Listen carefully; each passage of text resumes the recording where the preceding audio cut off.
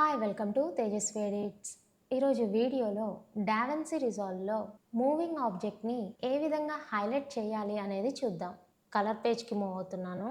ఇప్పుడు ఈ ఆబ్జెక్ట్ని హైలైట్ చేయాలి. సో దానికోసం మనకి విండో అనే ఆప్షన్ ఉంటుంది అండ్ అందులో మనకి కొన్ని షేప్స్ ఉంటాయి. నేను సర్కిల్ షేప్ తీసుకుంటున్నా అండ్ ఇది ఇన్వర్ట్ సెలెక్ట్ చేస్తున్నాను. అండ్ ఇప్పుడు ఈ ఆబ్జెక్ట్ ఎలా అయితే ఉందో ఆ విధంగా మనం ఈ షేప్ని సెట్ చేసుకోవాలి.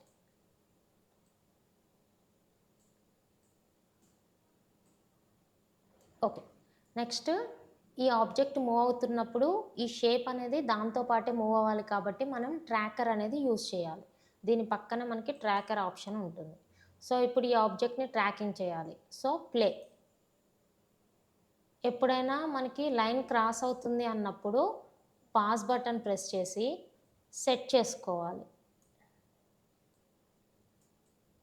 Okay, again play. Okay, so tracking అనేది కంప్లీట్ అయిపోయింది. నెక్స్ట్ ఈ ఆబ్జెక్ట్ని హైలైట్ చేయాలి కదా. సో దానికోసం ప్రైమరీస్ కలర్ బార్స్లో గెయిన్ వాల్యూని డిక్రీజ్ చేస్తున్నా.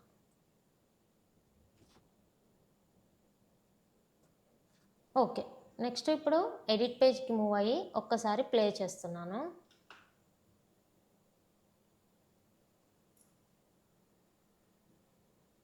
ఓకే, సో ఈ విధంగా డావెన్సీ రిజాల్వ్లో చాలా సింపుల్గా మూవింగ్ ఆబ్జెక్ట్ని హైలైట్ చేయొచ్చు.